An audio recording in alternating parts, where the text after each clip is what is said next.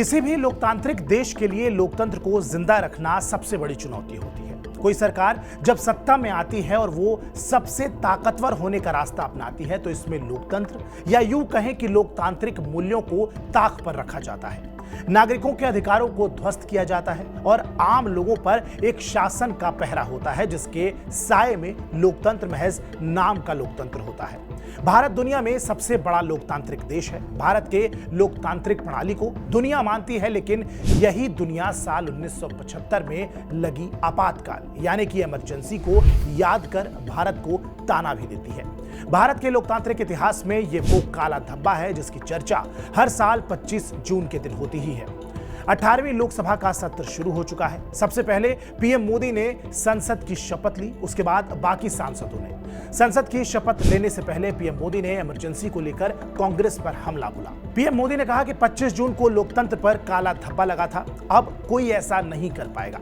25 जून को भारत के लोकतंत्र पर लगे उस कलंक के 50 साल पूरे हो रहे हैं। भारत की नई पीढ़ी कभी नहीं भूलेगी कि भारत के संविधान को पूरी तरह से नकार दिया गया था। संविधान के हर हिस्से की धज्जियां उड़ा दी गई थी। देश को जेल खाना बना दिया गया था। लोकतंत्र को पूरी तरह दबा दिया गया था।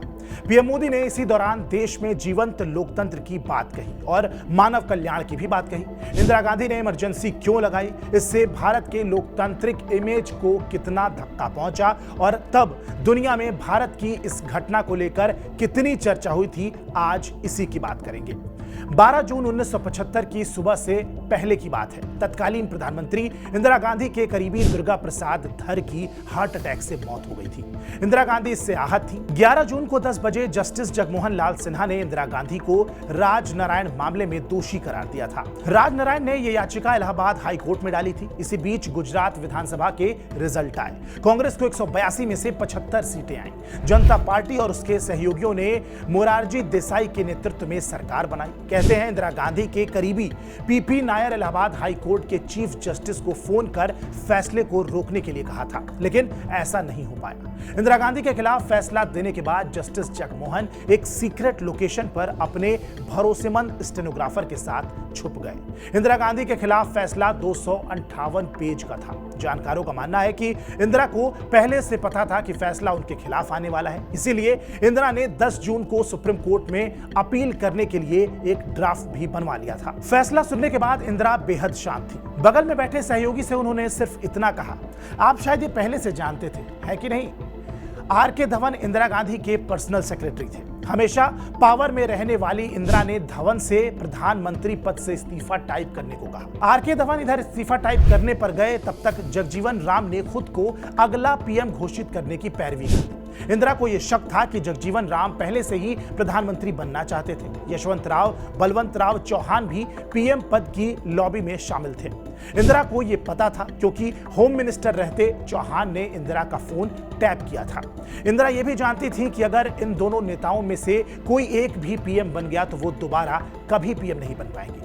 यह सब चल ही रहा था कि इस बीच संजय गांधी की एंट्री हुई और सब कुछ एकदम से बदल गया। बहरहाल देश में इमरजेंसी कैसे लगी, आइए इस टाइमलाइन को समझते हैं। 1971 राजनारायण ने इंदिरा गांधी के खिलाफ चुनावी धोखाधड़ी की शिकायत दर्ज कराई। 12 जून 1975 इलाहाबाद हाई कोर्ट ने इंदिरा गांधी को दोषी पाया। 24 जून 1975 सुप्रीम कोर्ट ने इंदिरा गांधी के खिलाफ फैसला दिया। इंदिरा की सांसदी चली गई। 25 जून 1975 इंदिरा गांधी की सलाह पर राष्ट्रपति फखरुद्दीन अली अहमद ने देश में इमरजेंसी की घोषणा कर दी। 26 जून 1975 इंदिरा गांधी ने ऑल इंडिया रेडियो पर राष्ट्र को संबोधित किया। सितंबर 1976 संजय गांधी ने दिल्ली में बड़े पैमाने पर जबरन नसबंदी कार्यक्रम की शुरुआत की। 18 जनवरी 1977 इंदिरा गांधी ने चुनाव की घोषणा की और राजनीतिक कैदियों को रिहा किया। 23 मार्च 1977 आपातकाल आधिकारिक तौर पर खत्म हुआ। इंदिरा गांधी ने ऑल इंडिया रेडियो पर क्या कहा था? राष्ट्रपति ने देश में आपातकाल की घोषणा कर दी है। इसमें घबराने वाली कोई बात नहीं है। आप लोगों को पता है कि मेरे प्रधानमंत्री बनने के बाद से ही मेरे खिलाफ साजिश चल रही है, क्योंकि मैंने आम लोगों और देश की महिलाओं के लिए प्रगतिशील कदम उठाना शुरू किया है। 27 जून 1975 को इंदिरा गांधी ने दुनिया के कुछ प्रमुख देशों के राष्ट्राध्यक्षों को यह बताया था कि उन्होंने भारत में क्यों इमरजेंसी लगाई है।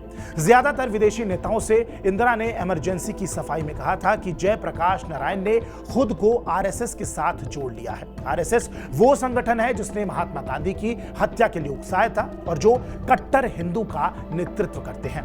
ब्रिटेन ने एक तरह से तब इंदिरा गांधी का समर्थन किया था। अमेरिकन अखबार न्यूयॉर्क टाइम्स ने इंदिरा के इस फैसले को क्रिटिसाइज करते हुए एक आर्टिकल लिखा था जिसका टाइटल था India is as Indira does. देश में इमरजेंसी हटाने से पहले इंदिरा गांधी ने प्रिंसिपल सेक्रेटरी पीएन धर से कहा था कि अब मैं इमरजेंसी हटाने जा रही हूं। यह अब ऐसा है कि मुझे करना ही होगा। अगर मैं चुनाव हार गई तो मुझे यह सुकून देगा, बहुत सुकून। इंदिरा गांधी ने इमरजेंसी खत्म होने की भनक अपने बेटे संजय गांधी को भी नहीं लगने दी थी। संजय गांधी को इमरजेंसी खत्म होने की खबर ऑल इंडिया रेडियो से लगी थी, जिसके बाद वो अपनी मां इंदिरा पर गुस्सा भी हुए थे। पीएन धर की किताब इंदिरा गांधी दी इमरजेंसी एंड इंडियन डेमोक्रेसी से इमरजेंसी के ये तमाम किस्सों को लिया गया है। हम सब जानते हैं कि इमरजेंसी को भारत के लोकतंत्र में एक काले अध्याय के रूप में याद किया जाता है। ये एक ऐसा मुद्दा है जहां कांग्रेस के पास आज भी कोई जवाब नहीं है। हर बार कांग्रेस को इमरजेंसी में घेर लिया जाता है। आपातकाल को लेकर देश को गर्त में ले जाने की बात की जाती है, जैसा कि 18वीं संसद के पहले सत्र की शुरुआत से पीएम मोदी ने किया। बहरहाल इस वीडियो पर आपकी क्या प्रतिक्रिया है, हमें कमेंट बॉक्स में जरूर बताएं। बाकी देश और दुनिया की तमाम बड़ी खबरों के लिए आप सब्सक्राइब कीजिए टीवी 9 डिजिटल। नमस्कार।